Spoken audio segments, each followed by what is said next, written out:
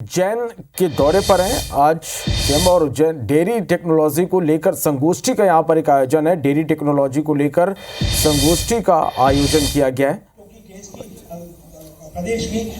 ये तस्वीरें आप तक हम पहुंचा रहे हैं। मुख्यमंत्री डॉक्टर मोहन यादव इस कार्यक्रम में शामिल हुए हैं। विक्रम विश्वविद्यालय में इस कार्यक्रम का आयोजन है।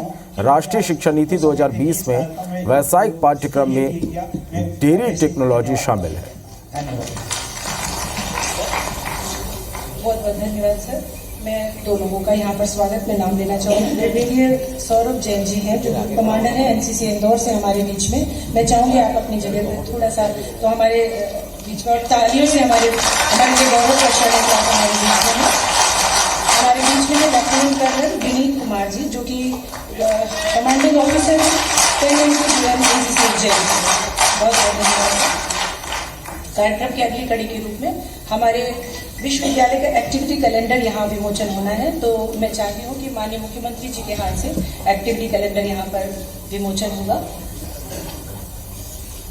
और सभी अतिथि इस विमोचन में अपना सहभागिता करें और करतल ध्वनि से आप साक्षी बने इस महत्वपूर्ण क्षण के। विक्रम विश्वविद्यालय का एक्टिविटी कैलेंडर माननीय मुख्यमंत्री जी के हाथ से विमोचन। तालियों से क्षण के साक्षी बने।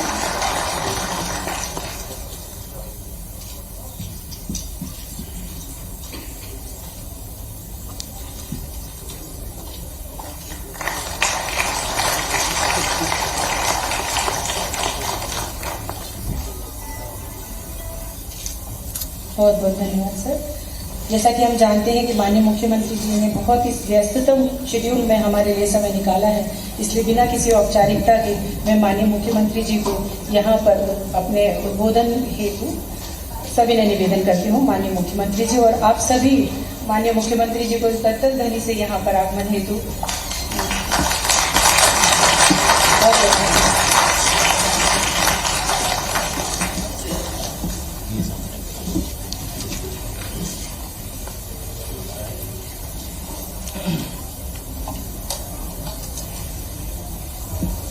डेयरी टेक्नोलॉजी संगोष्ठी के इस कार्यक्रम में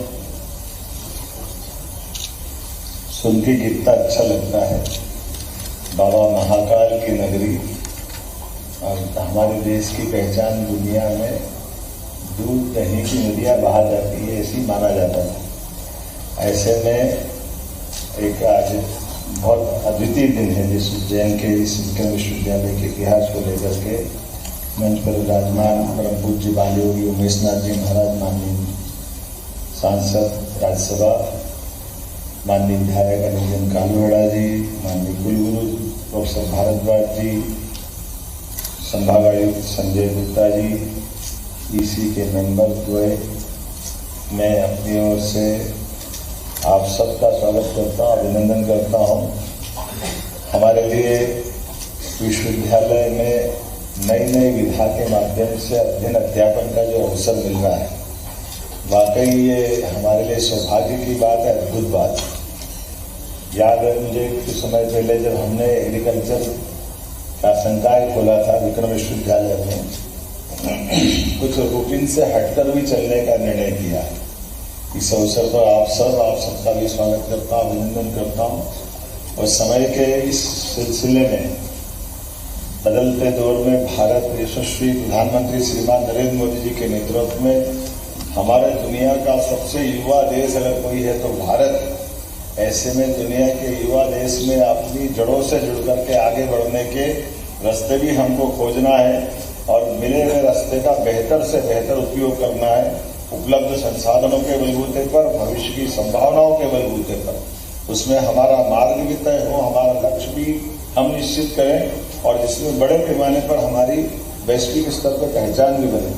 मुझे इस बात की प्रसन्नता है, डेयरी टेक्नोलॉजी की अगर हम बात कर रहे हैं तो ये एक तरह से नया सब्जेक्ट रहेगा हमारे विक्रम विश्वविद्यालय के इतिहास के। अभी तक जबलपुर में जाना जाता था विक्रम विश्वविद्यालय भी उसका केंद्र बनेगा। इस प्रकार से कृषि संकाय को जोड़कर हमने बात कही है। हम सब जानते हैं कि मालवा बहुत समृद्ध है दूध उत्पादन में और डेयरी के सहकारिता के माध्यम से हमारे दुग्ध महासंघ मयूर साहब और हमारे बाकी मित्र बैठे हैं, लेकिन ये थोड़ी सी दुविधा थी कि कि हमारी डेयरी के अंदर ही डिप्लोमा चालू कर दे, तो हमने कहा डिप्लोमा मत चालू करो, डिग्री चालू करो, लेकिन विक्रम विश्वविद्यालय का बैनर दो, उसका आनंद अलग है। कन्फ्यूजन ये भी आ गया कि गुप्ता जी और हम लोग सब बैठे थे, तो उन्होंने कहा जबलपुर वाले कहने लगे क्या हमारे यहाँ से ले जा रहे हैं। हमने कहा ले नहीं जा रहे हैं, आपका परिवार बढ़ा रहे हैं, जितनी जगह जरूरत होगी जहाँ जहाँ जरूरत है। वो गया जमाना कि किसी से कोई सुविधा छीन करके यहाँ वहाँ ले जाए। राज्य के मुख्यमंत्री होने के नाते से स्वाभाविक रूप से मेरा उत्तरदायित्व है हमारे लिए जितने प्रकार से हमारे मित्र युवाओं को संभावना हो उस सब क्षेत्र में बढ़े, और ये कई सारी व्यवस्थाओं के लीक से हटके चलने के भी हम खिलाफ, लीक से हटके चलने खिलाफ नहीं, उसमें हिम्मत दिखाने का काम कर रहे हैं। जैसे एग्रीकल्चर के आमतौर पर एग्रीकल्चर यूनिवर्सिटी और एग्रीकल्चर कॉलेज ये बहुत लिमिटेड है। हमने कहा ये ऐसी एक बाधा है जिस बाधा को हटाने की जरूरत है। एग्रीकल्चर विश्वविद्यालय माना कि वो अपना बहुत अच्छी बात है, उनकी अच्छी भूमिका। हमारे पास 2 विश्वविद्यालय, लेकिन आज की स्थिति में हमारे जो गवर्नमेंट विश्वविद्यालय है वो लगभग कितने 4 हो गए, कितने हो गए 4 हमारे विश्वविद्यालय हैं। और अभी आने वाले समय में वैसे तो सरकारी विश्वविद्यालय 16 है और 52 प्राइवेट यूनिवर्सिटी है।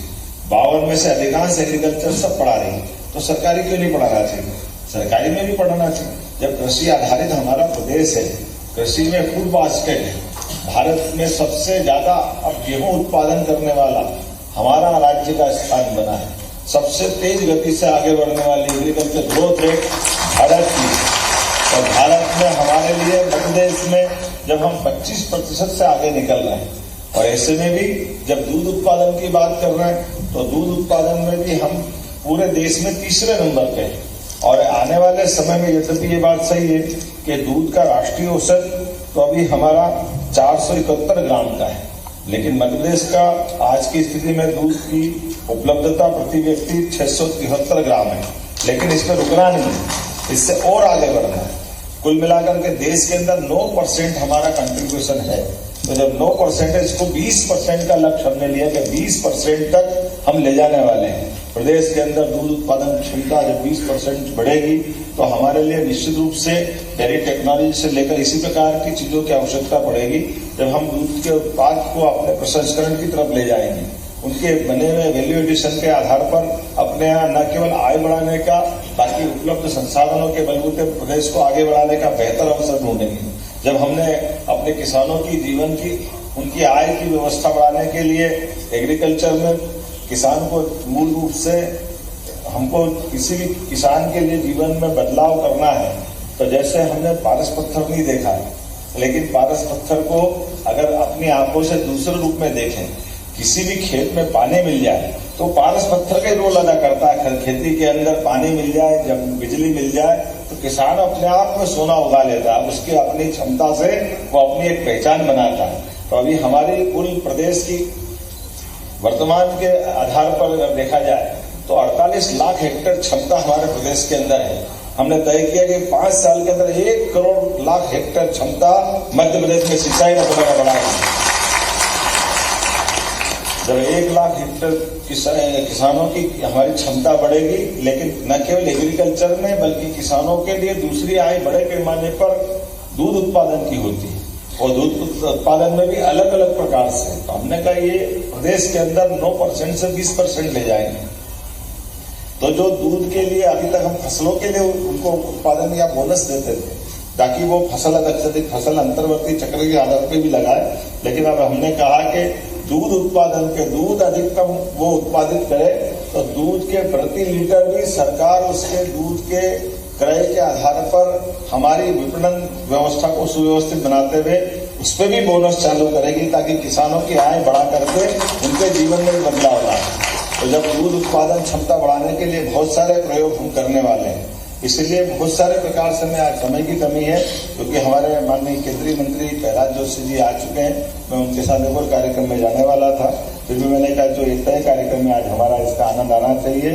माँ सरस्वती के आशीर्वाद से बाबा महाकाल की नगरी में भगवान कृष्ण की शिक्षा स्थली में एक नया सवेरा आज आया है, और इस हमारे लिए की बधाई देना चाहता हूं और उम्मीद करता हूं कि बदले दौर में ये विश्वविद्यालय ऐसे नवाचार नए नए कोर्स के आधार पर अभी हमको थकना भी नहीं है, रुकना भी नहीं है, लगातार हर बार आएंगे तो कोई नए कोर्स की घोषणा करो, नए प्रकार का आगे बढ़ो।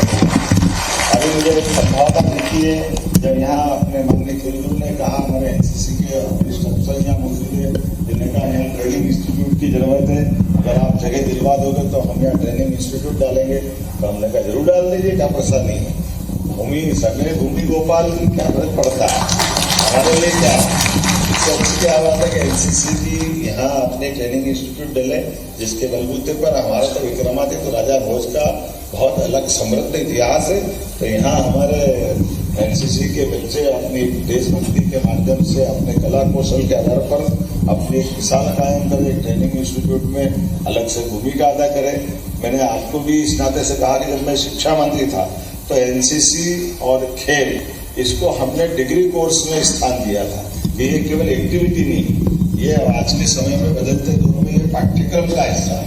इस नाते से जब हम उसको पाठ्यक्रम में ला रहे हैं तो एनसीसी से जुड़े हुए बाकी आवश्यकता की पूर्ति करना ये स्वाभाविक रूप से सरकार का काम है। तो आप बढ़िया आगे कुलगुरु जी परमिशन मांगेंगे तो दे देंगे, हमको कोई परेशानी नहीं, राज्य सरकार पूरी करेगी।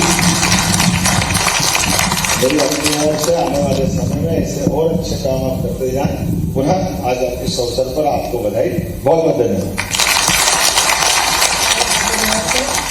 आप हमारे प्रेरणा स्रोत हैं। विक्रम विश्वविद्यालय इस बात के लिए कृत संकल्प है कि अपने सपनों को बिल्कुल साकार करेगा, निरंतर करेगा। और बिना किसी औपचारिकता के मैं आभार प्रदर्शन की कुल सचिव चुका। आज के इस कार्यक्रम में मध्य प्रदेश के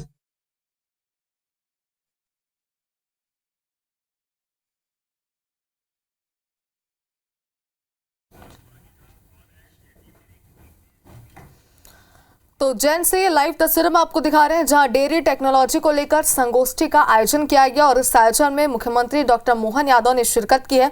डेयरी टेक्नोलॉजी को लेकर संगोष्ठी का आयोजन किया गया और मुख्यमंत्री डॉक्टर मोहन यादव इसमें शामिल हुए हैं। विक्रम विश्वविद्यालय में कार्यक्रम का आयोजन किया गया है। राष्ट्रीय शिक्षा नीति 2020 में व्यावसायिक पाठ्यक्रम में डेयरी टेक्नोलॉजी शामिल है और इस लिहाज से ये कार्यक्रम बेहद खास हो जाता है और यही कारण है कि मुख्यमंत्री डॉक्टर मोहन यादव ने इस कार्यक्रम में शिरकत की और यहाँ पे मौजूद जनता है, जो आमजन है, उन्हें मुख्यमंत्री ने संबोधित किया है।